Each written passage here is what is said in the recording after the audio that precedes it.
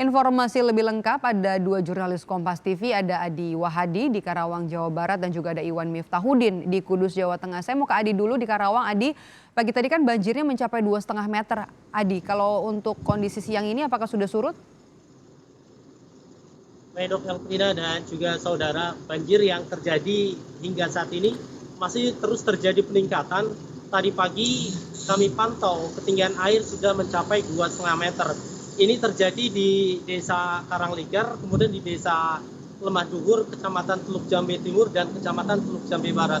Ini terjadi akibat dari tingginya intensitas hujan dari wilayah hulu hingga wilayah hilir, sehingga dua sungai yang melintas di daerah wilayah Kecamatan Teluk Jambe Barat dan Kecamatan Teluk Jambe Timur ini Sungai Citarum dan Sungai Cibeet ini mengalami peningkatan debit air yang cukup tinggi. Hingga saat ini dua sungai tersebut berstatus awas atau berada ketinggian puncak dari ketinggian Sungai Citarum dan Sungai Cibeet. Imbasnya, warga di perumahan atau di pemukiman warga yang tinggal di sepanjang jalur tersebut harus dievakuasi dari pemukiman warga ke sejumlah tempat yang lebih aman. Ada beberapa kebutuhan yang saat ini mendesak dibutuhkan oleh warga, salah satunya makanan siap saji, kemudian perahu karet yang sangat dibutuhkan untuk mengevakuasi sejumlah warga yang saat ini masih berada di lokasi banjir, tepatnya di wilayah Desa Lemah Duhur. Ini sangat membutuhkan evakuasi dari tim SAR, dan saat ini beberapa bantuan sudah mulai berdatangan seperti dari tim SAR TNI, Polri, BPBD, dan relawan lainnya yang tengah berupaya mengevakuasi warga dari tengah-tengah banjir atau pemukiman yang terendam banjir ke wilayah yang lebih aman. Dan kami juga sempat mewawancari sejumlah warga tentang terkait beberapa kebutuhan mereka saat ini. Kondisi ketinggian air di Dusun 1 Tegaluhur ini, Desa Sukamamur, akses jalan udah kurang lebih 2,5 meter, Pak. 2,5 meter? Ya. Pak, untuk ngirim logistik ke lokasi tersebut gimana, Pak? Untuk ngirim logistik sementara ini harus menggunakan perahu karet, Pak. Dan itu pun sangat terbatas perahu karetnya. Di sini baru ada 2 saat ini perahu karetnya. Jadi kita sangat membutuhkan itu. Iya, perahu karet tersebut, Pak. Maedok dan juga saudara, selain di wilayah Kecamatan Teluk Jambe Barat dan Teluk Jambe Timur, banjir juga meluas ke wilayah hilir di sepanjang aliran Sungai Citarum. Dan saat ini berdasarkan informasi yang kami kumpulkan dari BPBD maupun pihak lainnya, ada beberapa kecamatan yang saat ini mulai terendam banjir akibat kiriman dari wilayah hulu ke hilir. Salah satunya wilayah Pakis Jaya, kemudian Batu Jaya, dan sejumlah kecamatan lainnya.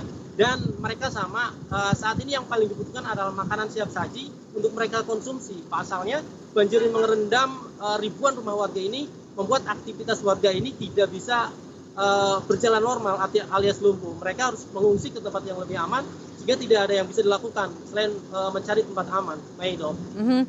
Yang paling dibutuhkan adalah makanan siap saji untuk warga yang mengungsi akibat terdampak banjir. Terima kasih Adi Wahadi dari Karawang. Kita akan bergeser ke Kudus. Ada Iwan di sana. Iwan, akses jalan antar kabupaten dari Grobogan ke Kudus ini kan terputus. Solusinya untuk warga yang harus tetap beraktivitas apa, Iwan? Ya, baik. Selamat siang, Maidok dan saudara. Banjir yang menggenangi Kudus sejak lebih dari sepekan yang lalu ini memang selain berdampak kepada ribuan pemukiman warga yang tergenang, ini juga menggenangi beberapa jalur utama. Di antara kemarin ada jalur Pantura dan kali ini ada di jalur antar kabupaten, yaitu tepatnya di Jalan Tanjung Karang yang menghubungkan antara Kabupaten Kudus dengan Kabupaten Grobogan. Ketinggian air di wilayah sini ini mencapai lebih dari 70 cm. Sehingga banyak kendaraan kecil yang nekat melintas ini banyak yang macet dan terpaksa harus didorong. Nah, untuk mengantisipasi hal tersebut, petugas dari BPBD Kabupaten Kudus ini berinisiatif membuat gerobak yang nantinya difungsikan untuk mengevakuasi kendaraan-kendaraan warga yang hendak melintas. Jadi gerobak ini standby di bagian ujung dan akan bolak-balik mengevakuasi kendaraan untuk melewati genangan banjir sepanjang lebih dari 200 meter. Demikian, Maidok. Jadi disiapkan truk untuk nanti bisa mengangkut kendaraan yang mau melintas begitu ya, Iwan. Nah, kalau untuk permukiman warga yang masih terendam banjir ada berapa banyak di sana? Hingga saat ini dari data BPBD Kabupaten Kudus tercatat masih ada 13 desa di 3 kecamatan yang terdampak banjir dengan ketinggian bervariasi mulai dari 50 sampai 1 meter lebih. Dari 13 desa tersebut, pemerintah daerah sudah menyediakan 7 titik pengungsian dan 7 titik dapur umum yang setiap harinya menyuplai kebutuhan logistik warga yang terdampak banjir. Selain itu juga untuk di pengungsian ini juga disiapkan titik-titik pengungsian yang di situ diprioritaskan bagi para lansia dan balita. Dan untuk kebutuhan saat ini yang mendesak, yang dibutuhkan oleh para relawan ini atau para korban banjir ini adalah kebutuhan logistik berupa bumbu dapur.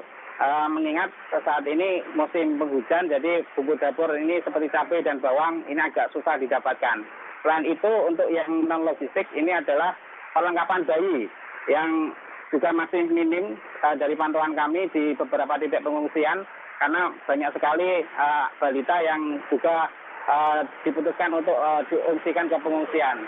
Namun untuk persediaan perlengkapan mereka masih minim. Selain itu juga untuk selimut bagi para lansia juga kemarin saya dapat laporan bahwa masih minim di pengungsian. Seperti itu, Maido. Baik, terima kasih laporan Anda Iwan Miftahudin. Kondisi terkini dari banjir di Kudus dan sebelumnya ada Adi Wahadi, banjir terkini yang melanda di Karawang. Terima kasih kawan-kawan.